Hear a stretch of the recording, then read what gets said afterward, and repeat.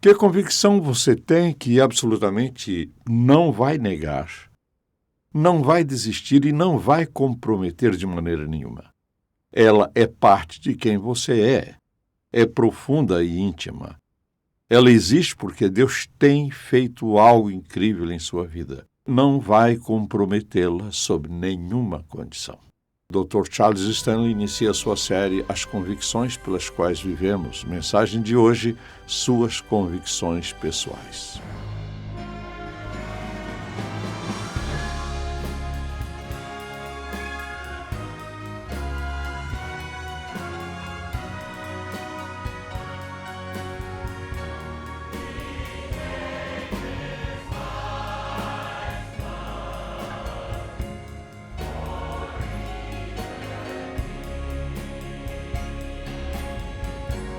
Once I was straying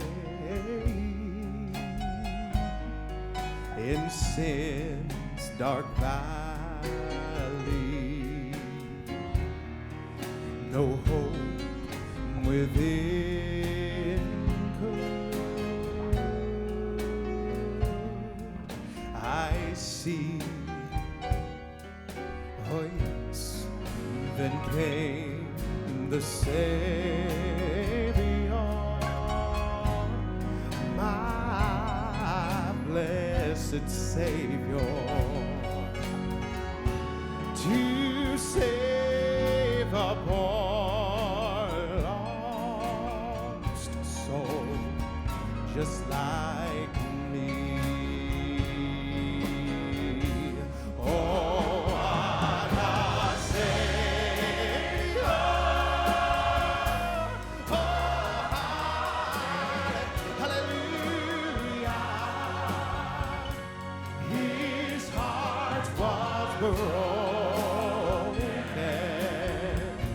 On Calvary, His hands were nail scarred, His side was riven. He gave His life's blood for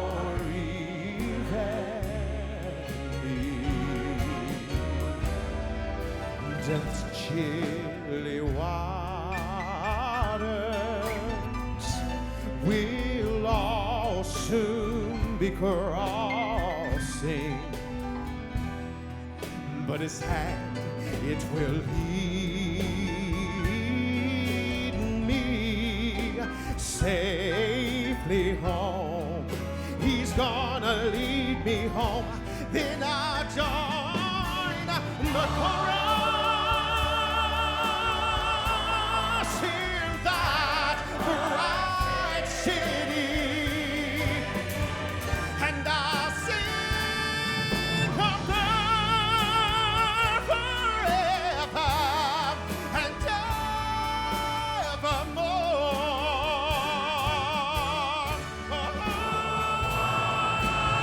What a Savior! Oh, hallelujah! His heart was broken on Calvary. His hands were nail scarred. His side was riven. He gave His life's blood for you and me.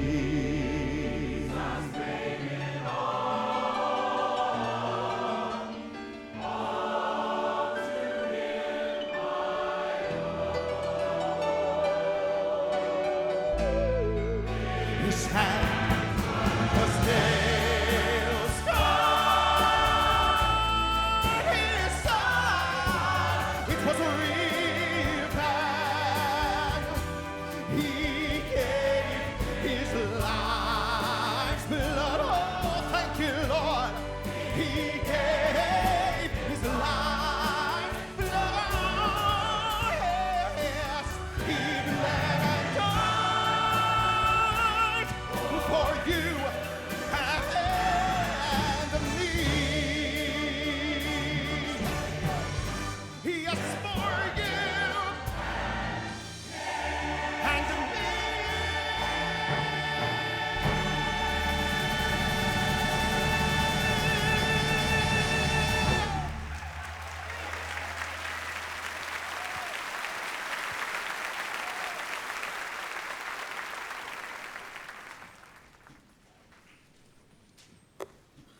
Que convicções você mantém, das quais você não vai desistir, não vai comprometer, não vai negar? E se você pensar no que a Bíblia ensina, cada pessoa deve ter convicções fundamentais. Deus nos dá convicções a fim de guiar a nossa vida, nos proteger e nos motivar a fim de sermos melhores e vivermos uma vida de temor. Você sabe quais são as suas convicções? Alguns de vocês diriam, eu não tinha pensado nisso antes. Bem, ouça cuidadosamente. Suas convicções definem quem você é. Suas convicções revelam quem você é. A maneira como você pensa, as escolhas que faz, o caminho que percorre, como gasta seu dinheiro, como se relaciona com os outros. Suas convicções são uma parte importante da sua vida. E o título desta mensagem é Suas Convicções Pessoais. Quero que você abra a Bíblia em Atos, capítulo 4, por um momento. Pedro pregou sensacional mensagem no dia de Pentecoste. 3.000 pessoas foram salvas. Depois ele e João iam a pé para o templo e em seu caminho viram um coxo de nascença. Esse esperava receber algo deles. Mas, disse-lhe Pedro, não tenho prata nem ouro, mas o que tenho, isso lhe dou. Em nome de Jesus Cristo o Nazareno, ande. Era a sua palavra. O aleijado se levantou. A Bíblia diz que ele não apenas se pôs de pé, mas se alegrou em todo o caminho para o templo. Eles estavam realmente muito alegres pelo que o Senhor tinha feito. Naturalmente, os fariseus, os saduceus e os membros do Sinédrio não queriam ninguém ensinando que Jesus havia ressuscitado dentre os mortos. Como já fosse tarde, puseram Pedro e João no cárcere. Na manhã seguinte, insistiram de novo com os apóstolos para que não espalhassem essa ideologia, esse sistema de crenças acerca de Jesus Nazareno curar aquele homem. E em seguida, neste 4º capítulo, começando no versículo 17, diz a Escritura: Todavia, para impedir que isso se espalhe ainda mais entre o povo, precisamos adverti-los de que não falem mais com ninguém sobre esse nome. Então, chamando-os novamente, ordenaram-lhes que não falassem nem ensinassem em nome de Jesus. Agora, escutem isso. Mas Pedro e João responderam: julguem os senhores mesmo se é justo aos olhos de Deus obedecer aos senhores e não a Deus. Pois não podemos deixar de falar do que vimos e ouvimos. Sem dúvida, temos já visto e ouvido isto. Então, vou lhe fazer uma pergunta. Você não vai negar, nem desistir, nem comprometer suas convicções de modo nenhum, de nenhuma maneira? Elas são parte de quem você é. São profundas e íntimas. Elas existem porque Deus tem feito algo incrível em sua vida. E você não está prestes a comprometê-las sob nenhuma condição. Os cristãos vivem por convicção. Por isso, gostaria de lhe dar uma definição de convicção. Ouça e depois escreva, se desejar. Suas convicções deixam você tão profundamente convencido de que algo é absolutamente verdade que você assume uma posição independentemente das circunstâncias, das consequências. Vou repetir. As suas convicções deixam você tão profundamente convencido de que algo é absolutamente verdade que você assume uma posição independentemente das consequências. Essa deve ser a nossa atitude acerca da palavra de Deus, acerca do Senhor Jesus Cristo e acerca do que este livro ensina desde o Gênesis até ao Apocalipse. Devemos estar convictos acerca do que pensamos, de como vamos viver a nossa vida e de como pretendemos morrer. Acerca de nosso relacionamento com o Senhor Jesus Cristo. As convicções são baseadas em princípios. Aqui está o que a palavra de Deus diz. As preferências são baseadas no vai e vem da vida. As pessoas que vivem por suas preferências acreditam hoje e duvidam amanhã. Elas dependem daquilo que lhes oferecem. Elas dependem das circunstâncias. Você nunca sabe o que uma pessoa é quando ela vive de preferências. Faça a si mesmo a pergunta: Posso viver por preferências ou posso viver por convicções fundamentais que definem quem eu sou. Preferências vêm e vão. As convicções são sólidas e firmes. É assim que eu penso e é esta a razão que me leva a acreditar. Em que categoria você se enquadra? Você vive por preferências ou por convicções? Então, quando penso em quais são as características, por exemplo, de uma pessoa de convicções, basta que eu olhe para Pedro e João. Eles tinham visto o Senhor Jesus Cristo pessoalmente depois de ressuscitado. Jesus estava no coração e na vida deles. Eles se tornaram os defensores dessa verdade. Eles apenas pregavam esse incrível sermão, mas agora eles estão a caminho do templo. A hora da oração. Eles veem esse homem que precisa ser curado e observam o que disse Pedro. Em nome de Jesus Cristo Nazareno, ande. Que não haja nenhuma pergunta acerca do que estamos falando. Em nome de Jesus Cristo Nazareno, ande. E ele andou. Como poderiam eles negar o extraordinário poder da fé no Senhor Jesus Cristo? Eles não podiam. Quando penso nas características de uma pessoa de convicções, é certamente evidente que podemos pensar nos apóstolos. Quero que você anote essas características e depois pense em sua própria vida. Tais características formam a sua convicção?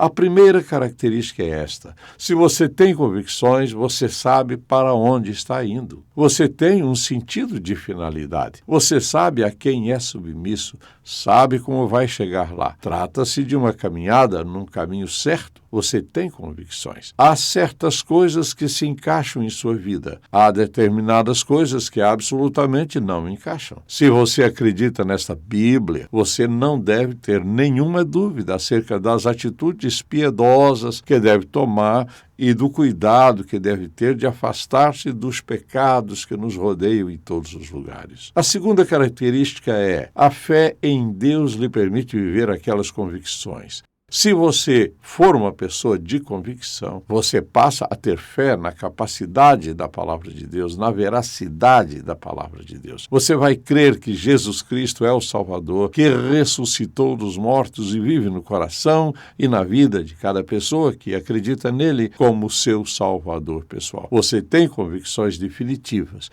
e vive pela fé na palavra de Deus. A terceira característica é a coragem quando desafiado por outros. Eu poderia lhe perguntar o que são as suas convicções na igreja de hoje. Se eu perguntasse, fique de pé e me diga, talvez você me dissesse muitas coisas que faz você se sentir confortável na igreja.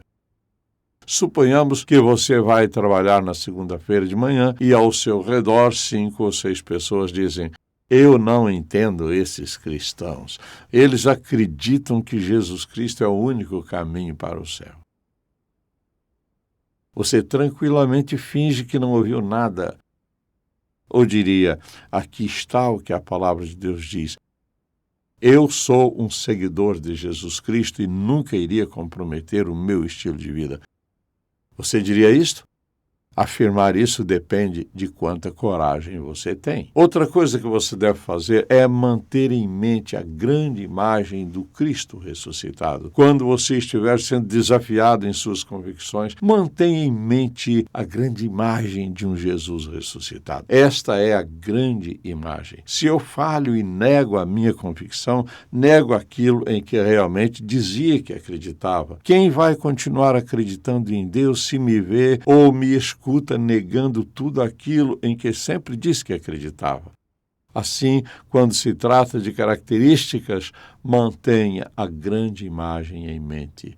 Eu gostaria de dizer aos pais que vocês precisam muito cedo ensinar aos seus filhos as convicções básicas da vida. Se você apenas permitir que eles façam o que querem, eles vão adotar a forma mundana de viver. Deus ajude aos pais que não têm mais amor por seus filhos, ao ponto de deixá-los seguir o caminho deles sem lhes dar convicções bíblicas pelas quais viver. Deus nos deu os filhos para que tenham em nós a segurança, a proteção e a orientação, a fim de que possam viver uma vida piedosa. Ou você se acovarda e vive como o mundo vive, ou você cria coragem e passa a viver uma vida piedosa, o tipo certo de vida. E você sabe qual é o tipo certo de vida. Em seguida, naturalmente, uma pessoa com convicções reais tem força em comum.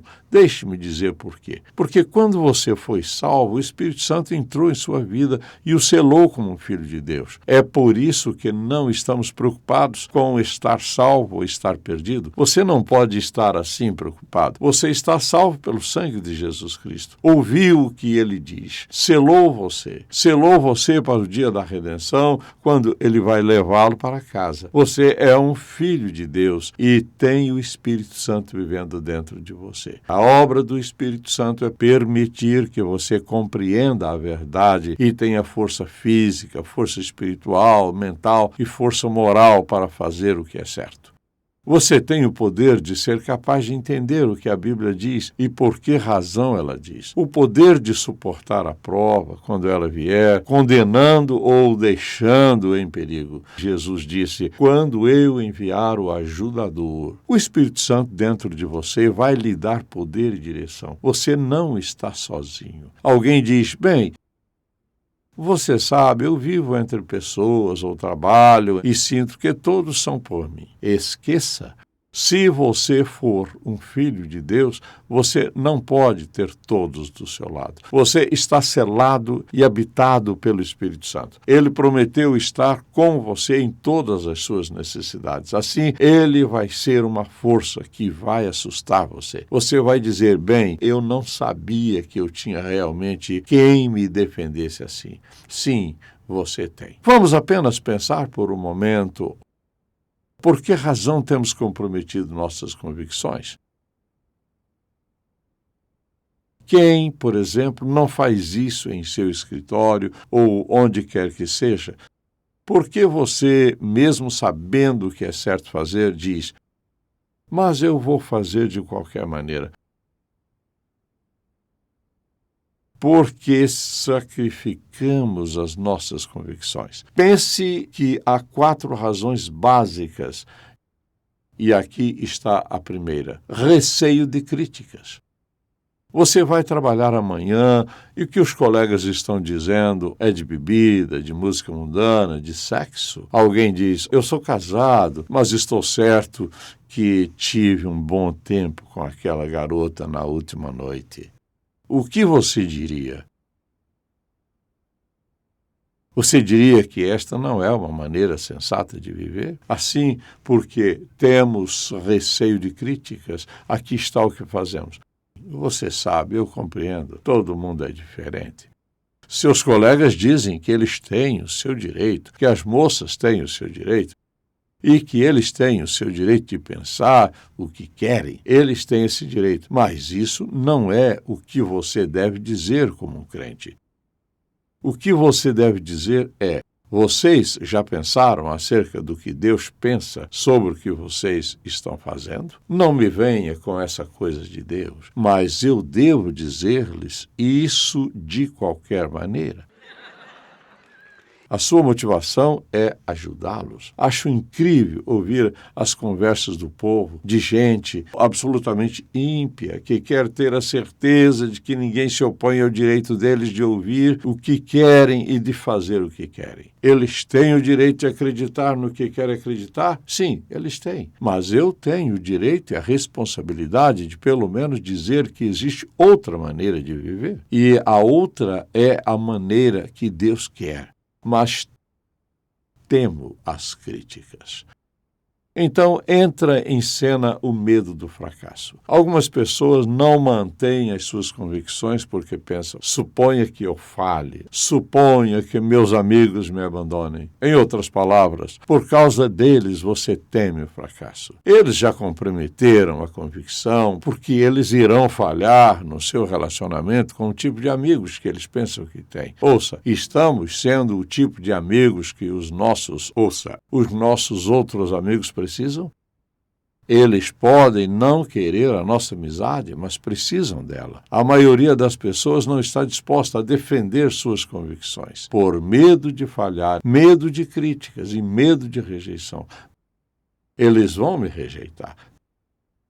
Há muitos outros que foram rejeitados. Jesus, Pedro, Paulo, você pode dar nomes. Você vai ser rejeitado por alguns. Quero lhe fazer uma pergunta.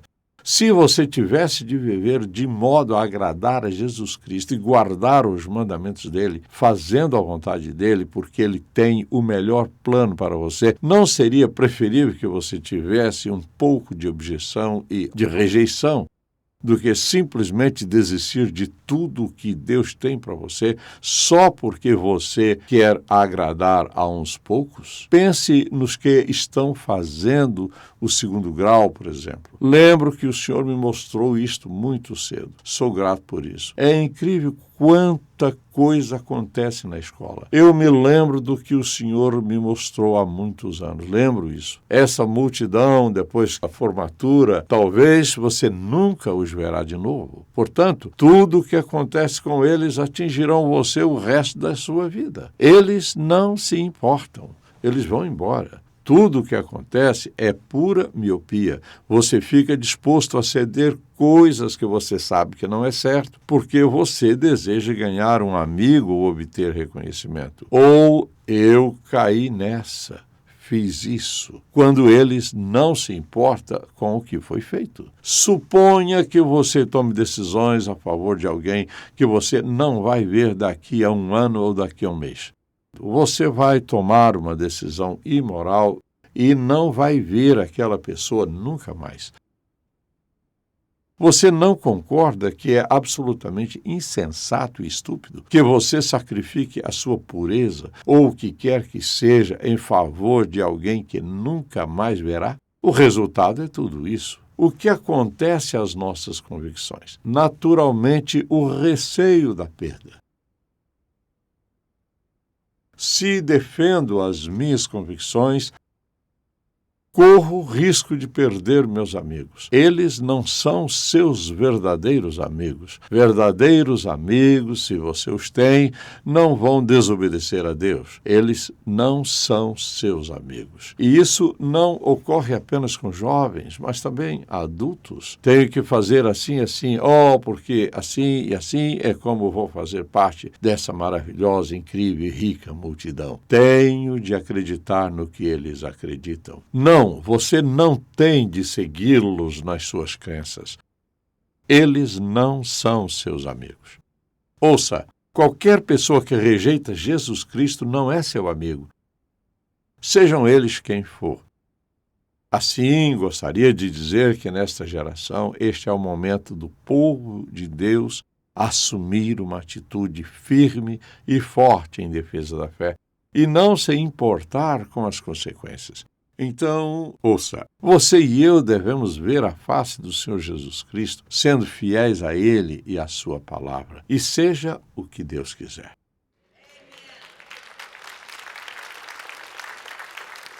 Quero lhe fazer uma pergunta. Que tipo de vida você está vivendo? Você diz, estou vivendo o tipo de vida que quero viver. Você já pensou nas consequências da vida que você vive? Mais do que provável, se você está vivendo sem Jesus, você não vai ser nem feliz, nem satisfeito com as consequências que vai encontrar no futuro. O meu conselho para você é este: pare e pense. Onde você vai passar a eternidade? Pare e pense. Qual é o seu relacionamento com o Deus onipotente? Você diz, bem, eu não acredito em Deus. Infelizmente, você não pode acreditar nele, mas ele continua lá. Qual é a sua resposta a ele? A melhor coisa que você pode fazer, você pode lhe dizer: Deus, eu não entendo muito do presente, mas quero o melhor para a minha vida. Eu sei que pequei contra ti. Estou pedindo ao Senhor que perdoe os meus pecados. O pregador disse que Jesus morreu na cruz e pagou a pena de pecado. Estou pedindo que tu perdoes os meus pecados e me salve hoje. Ouça, mostre-me o tipo de compromisso que eu preciso fazer. Mostre-me o tipo de convicções que eu preciso ter. E ele disse que o Espírito Santo iria me ajudar. Eu estou pedindo que deixes o Espírito Santo trabalhar na minha vida, fazendo de mim a pessoa que o Senhor quer que eu seja, sem me importar com as consequências. Você toma essa decisão e a sua vida vai mudar. Amém? E, Pai, nós te agradecemos por nos dar o Espírito Santo que nos conforta naqueles tempos difíceis. E oro para que tu ajudes cada um a sermos firmes nas nossas convicções, que não tentemos cobri-las, que não tentemos substituí-las por outras, porque a tua palavra ensina muito claramente como devemos viver. Que o Senhor nos permita viver uma vida piedosa, com coragem e audácia durante toda a nossa vida. Oramos em nome de Jesus. Amém.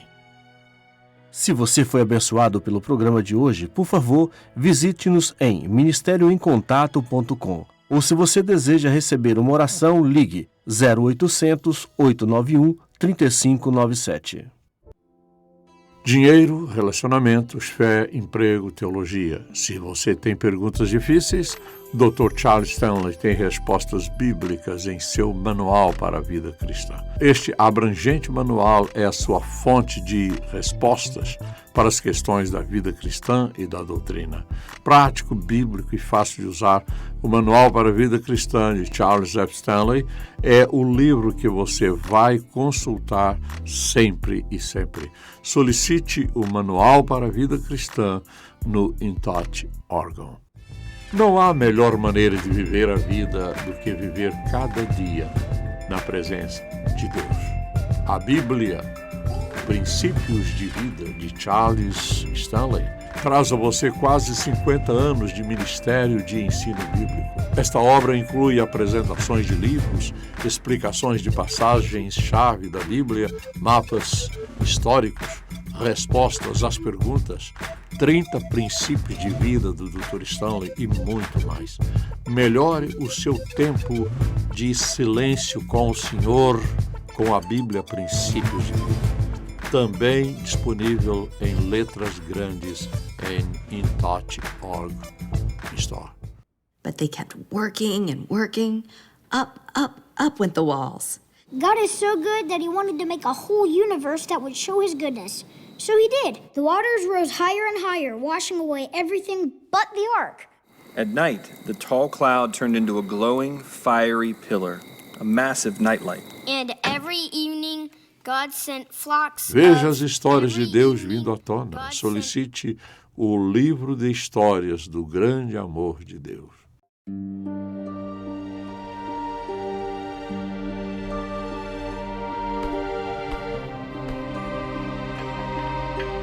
Você valoriza a escolha de Deus o suficiente para esperar?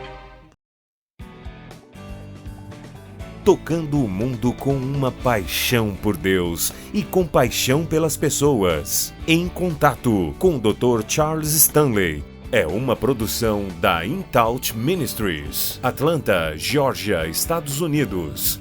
Este programa só é possível pela graça de Deus e a fidelidade de nossos parceiros de ministério ao redor do mundo.